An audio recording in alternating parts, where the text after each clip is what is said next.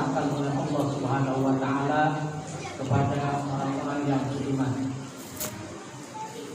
Bahkan Allah memerintahkan untuk memperbanyak mengingat Allah Subhanahu wa taala, memperbanyak menyebut nama Allah Subhanahu wa taala.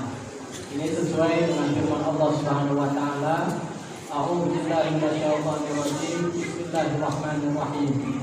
Ya ayyuhalladzina amanu dzkurullaha katsiran wa sabbihuhu bukratan wa asila.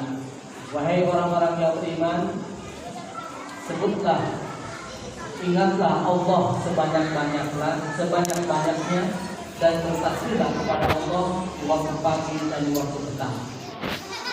Bahkan Rasulullah Shallallahu Alaihi Wasallam digambarkan oleh para sahabat bahwa beliau yadhkuru Rasulullah SAW fi kulli ahyanihi, yadhkurullaha fi kulli ahyanihi, bahwa Rasulullah SAW senantiasa berzikir mengingat Allah Subhanahu wa taala dalam setiap waktunya, dalam setiap keadaannya, kecuali ketika di dalam kamar mandi. Makanya kenapa doa keluar dari kamar mandi bacaannya ghufranaka diawali dengan kalimat ghufranaka. Itu adalah permohonan ampunan bagi Rasulullah Shallallahu Alaihi Wasallam kepada Allah Subhanahu Wa Taala, karena beliau ketika di dalam kamar mandi tidak berzikir kepada Allah. Nah, ini tentu adalah pelajaran bagi kita, dan kita lalai mengingat Allah, menyebut Allah Subhanahu Wa Taala. Hendaknya kita memperbanyak istighfar kepada Allah Subhanahu Wa Taala. Dan tentu ketika kita menyebut nama Allah Subhanahu Wa Taala, mengingat Allah Subhanahu Wa Taala, di sana terdapat banyak sekali keutamaan-keutamaannya. Dan itu disebutkan dalam Al-Quran dan juga hadis baginda Rasulullah Shallallahu Alaihi Wasallam. Banyak dari sekian banyak yang hanya bisa disampaikan adalah yang pertama, bahwa orang yang berzikir kepada Allah, orang yang mengingat Allah akan diingat oleh Allah Subhanahu Wa Taala. Orang yang menyebut Allah akan disebut oleh Allah Subhanahu Wa Taala namanya. Ini sesuai dengan firman Allah Subhanahu Wa Taala. Bismillahirrahmanirrahim. Fadkuruni adzkurkum. Maka ingatlah kalian kepadaku, maka sebutlah kalian namaku, adzkurkum. Pasti aku akan mengingat kalian. Pasti akan aku sebut nama kalian.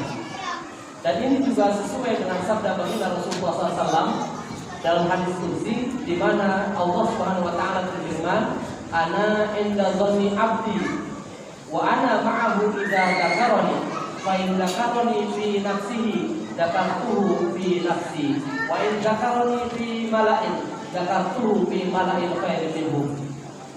Allah Subhanahu Wa Taala berfirman, aku tergantung pada prasangka hamba, dan aku bersama hambaku apabila hambaku mengingatku. Apabila dia menyebutku, mengingatku dalam dirinya, maka aku akan menyebutnya dalam diriku. Dan apabila dia menyebutku di kalangan di halayak yang ramai, maka aku akan menyebutnya di halayak yang lebih ramai, yang lebih baik daripada mereka. Artinya dia akan disebutkan namanya di kalangan para malaikat Allah Subhanahu Wa Taala. Ini yang pertama.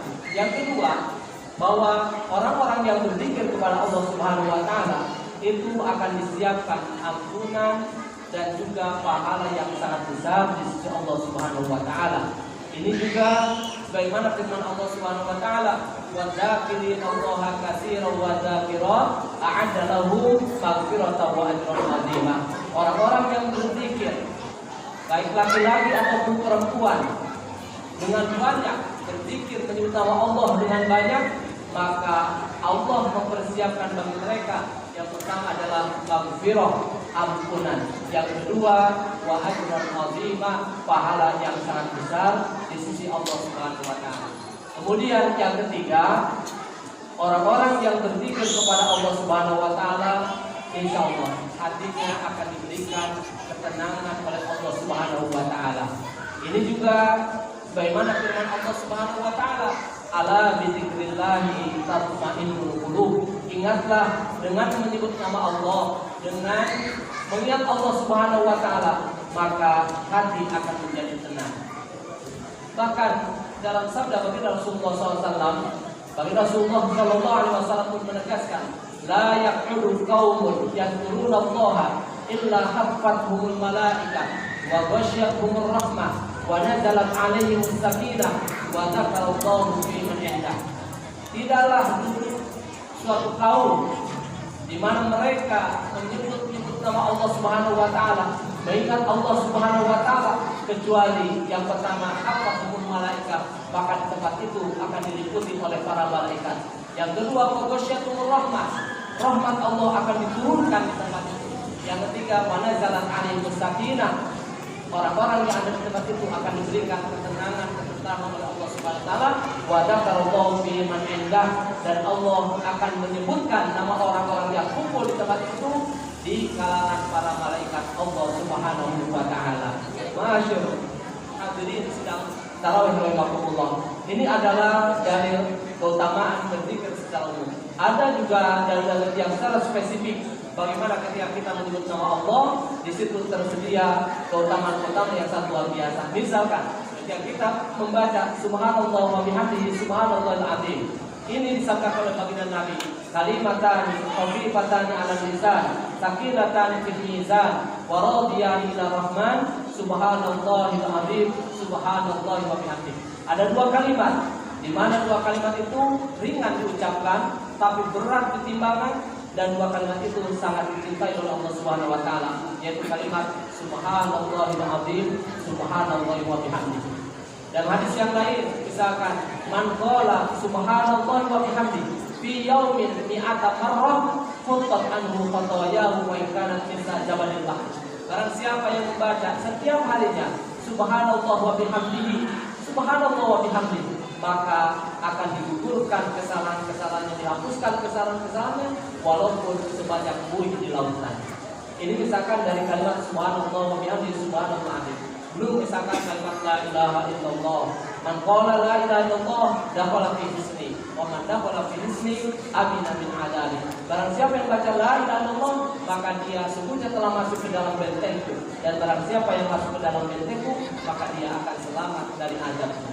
Bahkan Al-Habib Allah bin Alam Al-Haddad dalam kitab An-Nasaih An-Diniyah wal Wasaiyah Imaniyah, beliau menyebutkan tiga keutamaan baca la ilaha illallah. Yang pertama adalah ketika orang baca la ilaha illallah, arsy akan bergetar dan dia tidak akan berhenti sebelum orang yang membaca la ilaha illallah itu diampuni. Maka ketika Allah berfirman pada arsy, uskut, diam kamu, maka arsy berkata, kami tidak akan diam kecuali engkau wahai Allah mengampuni orang baca la ilaha illallah. Maka ketika Allah mengampuni, maka ketika Allah mengampuni orang baca la ilaha illallah, maka arsy pun seketika diam. Yang kedua, orang baca la ilaha illallah itu akan dihapuskan kesalahan-kesalahan lamanya dan akan diganti dengan kebaikan-kebaikan. Yang ketiga, jika la ilaha illallah itu ditimbalkan dengan 7 lapis langit dan 7 lapis bumi, maka niscaya kalimat la ilaha illallah akan jauh lebih berat daripada 7 lapis langit dan 7 lapis bumi.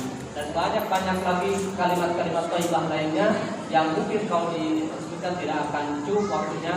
Yang ini adalah bagaimana memotivasi kita dalam setiap keadaan, dalam setiap waktu, seyogyanya kita senantiasa memperbanyak ingat Allah Subhanahu wa taala, menyebut nama-nama Allah Subhanahu wa taala, sehingga keutamaan-keutamaan yang Allah berikan baik dalam Al-Qur'an ataupun sabda baginda Nabi diraih oleh kita baik di dunia maupun di akhirat.